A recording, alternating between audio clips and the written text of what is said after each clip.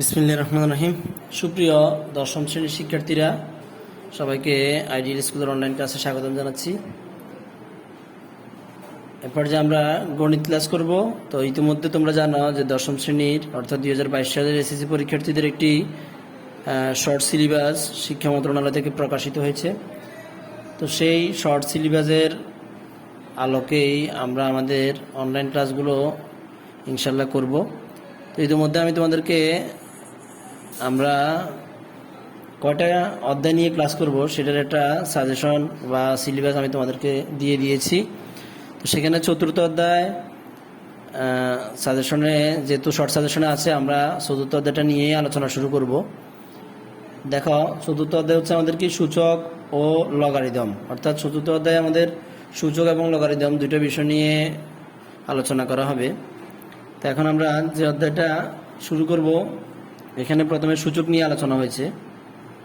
তো এখানে কিছু পড়া আছে, এগুলো তোমরা দয়া করে একটু রিডিং পড়ে নিবা। আমি পরবর্তী পেজে চলে যাচ্ছি। এখানে সূচককে ইংরেজিতে বলা হয় এক্সপোনেন্ট অর ইন্ডিসেস। তোমরা ষষ্ঠ শ্রেণী থেকে মোটামুটি সূচকের ধারণাটা পেয়ে আসতেছ। তো ষষ্ঠ এবং সপ্তম শ্রেণীর গুণ ও ভাগের সূচক নিয়ম সম্পর্কে জেনেছ। সূচক ও ভিত্তি সম্বলিত রাশিকে সাধারণত কি বলা হয়? সূচকীয় রাশি বলা হয়। সূচক এবং সূচকীয় যে রাশি আছে, এদেরকে এই সূচক ও ভিত্তি সম্বলিত রাশিগুলোকে সূচকীয় রাশি বলা হয়। এখানে দেখো, তোমাদের বোঝার জন্য বলতেছি 2 গুণ 2 গুণ 2, তার মানে 3 বার 2 গুণ আকার আছে। তো সূচকের কাজ হচ্ছে কি? বড় কোনো বিষয়কে সংক্ষিপ্ত আকারে উপস্থাপন করা, ছোট করে উপস্থাপন করা। তাহলে দেখো 2 গুণ 2 গুণ 2, তাহলে 3 বার। তার মানে কি এটার পাওয়ার 1 আছে, এটার উপরে পাওয়ার 1 আছে, এটার উপর পাওয়ার 1 আছে। এটা হচ্ছে ভিত্তি।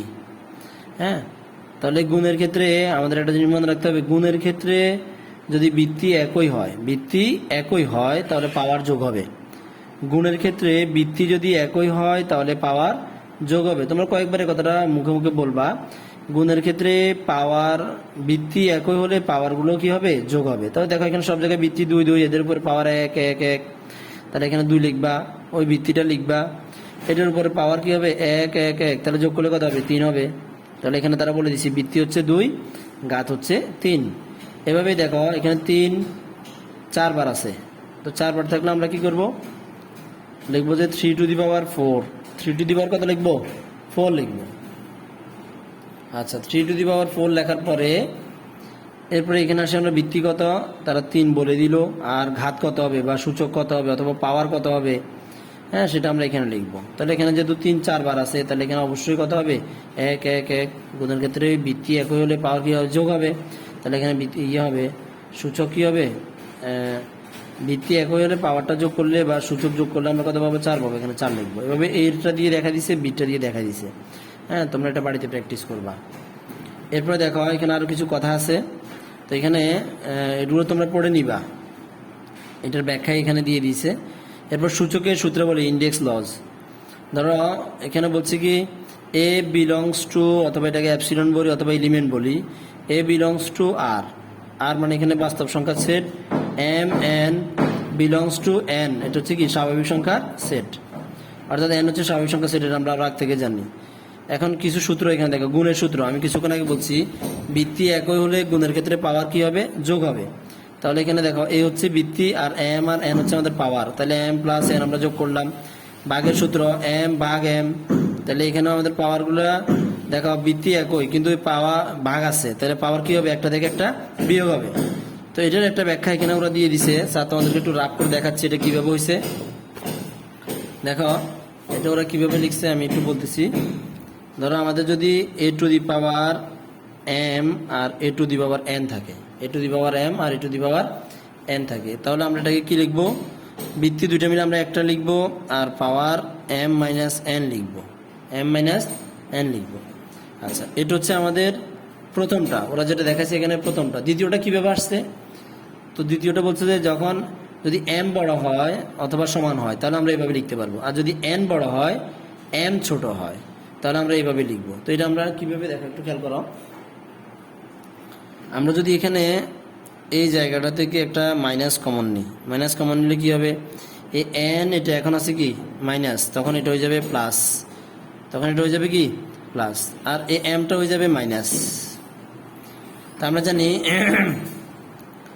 কোনো কিছুর উপরে যদি এভাবে ইনভার্স আকারে থাকে, মনে করো 1/2 এভাবে আছে, তখন আমরা কি লিখি বলতো?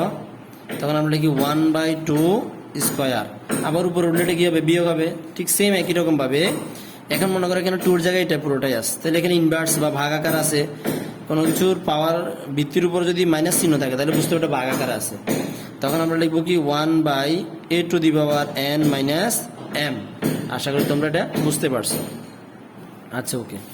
এরপরে দেখো, এরপরে এখানে খালি ঘর পূরণের জন্য কতগুলো দিয়ে দিছে, তোমরা এটা করে নিবা। তার গুণের আরেকটা সূত্র দিয়ে দিছে, ab⁴n ইন্টু, তাহলে দেখো এই পাওয়ারটা এর উপরে যাবে, বির উপরে যাবে, আর মাঝখানে কি হবে? গুণ চিহ্ন হবে। তো এটার লগে একটা উদাহরণ দিয়ে দিছে, 5 × 3 5 × 2 × 3 আছে। তাহলে দেখো 5 × 3 2, 5 × 2 এটা কয়বার? যেহেতু পাওয়ার 3 আছে তাহলে এটা কয়বার হবে? 3 বার। 1 বার, 2 বার, 3 বার। তার মানে এখানে 5 ও 3 বার হবে, 2 ও 3 বার হবে। তো 5 3 বার লিখছি, 2 আমরা কয়বার লিখছি? 3 বার লিখছি। এই 5 এর উপরে কিউব, 2 এর উপরে কিউব। এভাবে সাধারণভাবে এটাকেও তারা একটু ব্যাখ্যা করে এখানে দেখাচ্ছে। এরপরে ভাগের সূত্র, হ্যাঁ, ভাগফলের সূত্র। যদি এ আর বি ভাগাকার থাকে তাদের উপর পাওয়ার থাকে তাহলে আমরা পাওয়ারটা এখানে দিয়ে দিতে পারবো।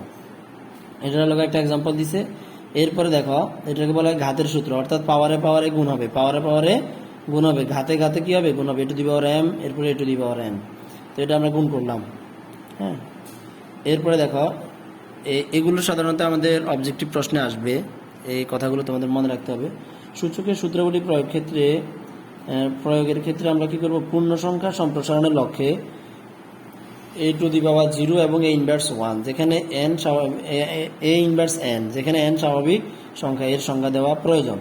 যেমন দেখো, শূন্য সূচক কখন হবে? যদি কোনো কিছুর উপর পাওয়ার শূন্য হয় তাহলে তার মান হবে 1, তাহলে তার মান কত হবে? 1 হবে। এটার ব্যাখ্যাটা তোমরা একটু বুঝতে চেষ্টা করলে, আমি বোঝানোর চেষ্টা করতেছি। দেখো, মনে করো এখানে এটার উপর পাওয়ার n আছে, এটার উপর পাওয়ার n আছে। তো এখন আমরা কি করব? লিখবো ভিত্তি দুইটা মিলে একটা হবে আর n - n হবে। তাহলে n থেকে n গেলে কি হবে? 0 হবে। এই 0 হলে কি হবে? 1 হবে। তো আমরা এটা এইভাবে বুঝি। দেখো, 2/2। তো 2 দ্বারা 2কে ভাগ করলে কত হবে? সবাই আমরা জানি 2 টাকা যদি দুজনকে আমরা ভাগ করে দিই তাহলে একজন 1 টাকা করে পাবে। তাহলে 2 দ্বারা 2কে ভাগ করলে 1 হবে। এখন যদি আমরা সূচক পদ্ধতিতে করি তাহলে দেখো, এই 2 এর উপর পাওয়ার 1 আছে, এই 2 এর উপর পাওয়ার কত আছে? 1 আছে। তাহলে ভিত্তি দুইটা মিলে আমরা একটা বানাই, 1 - 1 লিখি, তাহলে কি হবে? 2⁴0। তাহলে 2⁴0 = কত? 1। তাহলে বিষয়টা আশা করি তোমরা বুঝছো। তাহলে এখানে কিভাবে a⁴ = 1 সেটা আমি বলে দিলাম। এরপর a⁻n = কি হবে? 1/a⁴n।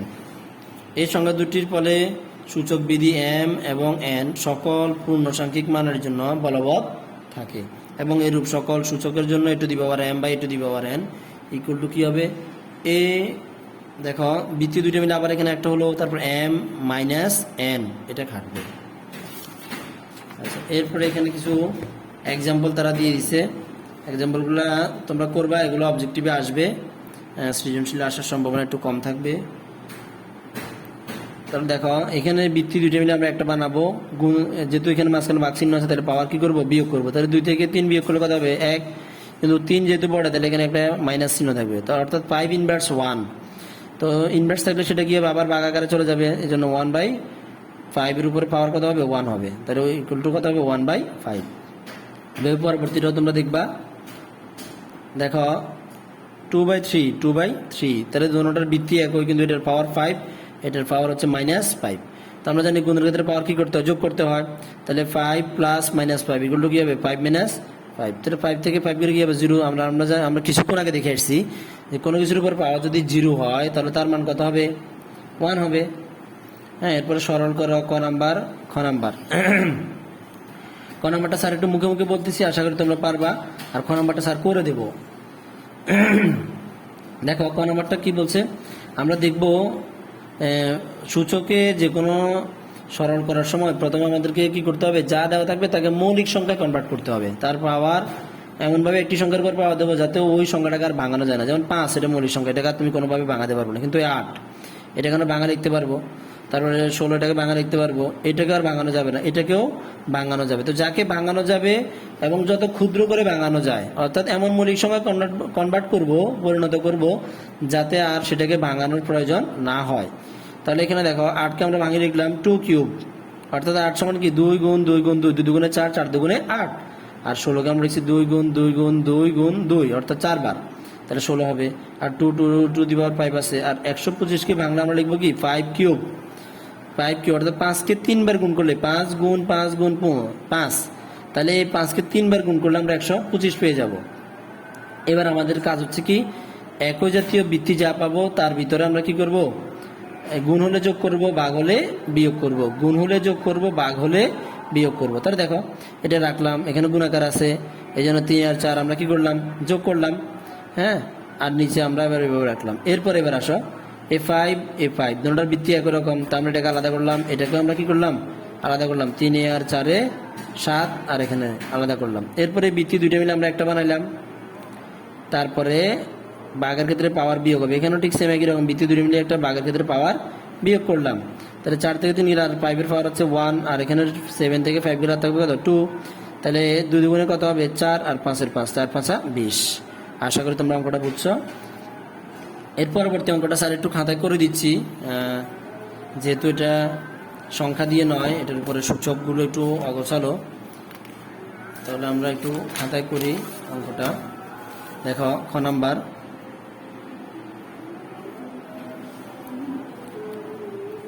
নাম্বার প্রশ্নটা কি বলছে যে 3 × 2 to the power n minus 4 × 2 inverse 2 minus 2 to the power 2, আর হচ্ছে নিচে হচ্ছে কত 2 to the power n minus 2 n inverse 1।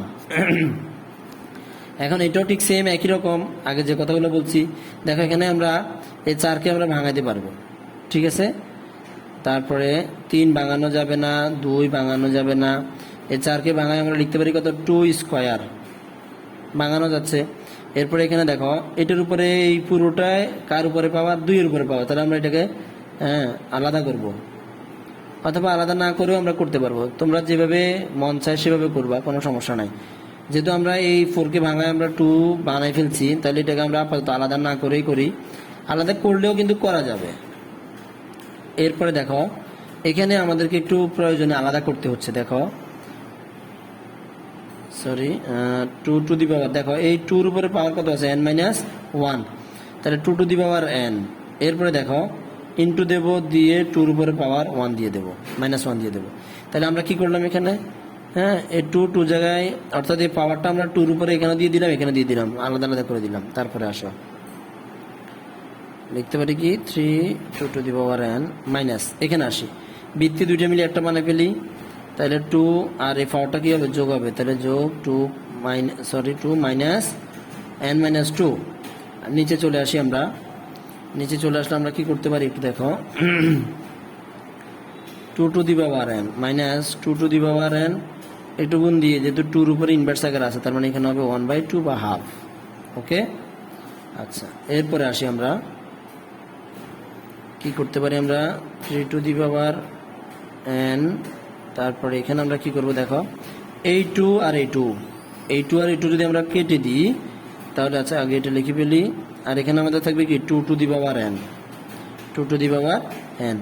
আর দেখো এই পুরো জায়গাটা থেকে যদি আমরা 2 টু দি পাওয়ার n একটা কমন নিয়ে নিই, তাহলে 2 to the power n common নিলাম, এখানে 2 to the power n common চলে আসলো। তাহলে আর আমাদের কি থাকবে বলো তো, আমরা জানি কমন নেওয়া মানে ভাগ করা, তাহলে 2 টু দি পাওয়ার n দ্বারা 2 টু দি পাওয়ার n কে ভাগ করলে কি হবে, যে কোনো সংখ্যাকে ওই সংখ্যা দ্বারা ভাগ করলে ভাগফল হয় 1। তাহলে 2 টু দি পাওয়ার n দ্বারা 2 টু দি পাওয়ার n কে ভাগ করলে আমরা এখানে 1 পাবো। 2 টু দি পাওয়ার n ভাগ আকারে চলে গেল, অর্থাৎ 1 পাইলাম, 1 দ্বারা হাফকে গুণ করলে কি পাবো, মাইনাস হাফ। বুঝতে পারতেছ? আচ্ছা তারপর তাহলে দেখো সেম একই রকম ভাবে এখানে আমরা 2 টু দি পাওয়ার n একটা কমন নিতে পারি, নিলে কি হবে, এখানে 2 to the power n common চলে আসলো, আর থাকলো 3, আর কমন নেওয়া মানে যদি ভাগ করা, তাহলে এখানে ভাগ করা 2 টু দি পাওয়ার n দ্বারা 2 টু দি পাওয়ার n কে ভাগ করলে আর কত থাকবে 1, নিচে কত পাবো আমরা 2 টু দি পাওয়ার n। আচ্ছা ওকে, এবার আমরা এখানে 1 থেকে যদি হাফ বাদ যায় আরও কি থাকবে, হাফ থাকবে। তো এটাকে আমরা এভাবে লিখতে পারি, অথবা লসাগু করে লিখতে পারি, 2 একে 2 থেকে 1 গেলা থাকবে কত 1। আচ্ছা আমি তোমাদের জন্য লসাগু করে দিচ্ছি, টু, আর এই 2 হচ্ছে লসাগু। তো এটার নিচে মনে কথা আছে 1, হ্যাঁ, তাহলে আমরা 2 দ্বারা 1কে যদি ভাগ করি, সরি 1 দ্বারা যদি 2কে ভাগ করি তাহলে 2 পাবো। 2 দ্বারা 1কে গুণ করলে 2 একে 2, আর এখানে 2 দ্বারা 2কে ভাগ করলে 1, এরপরে 1 এর 1, এটা কাটা যাবে।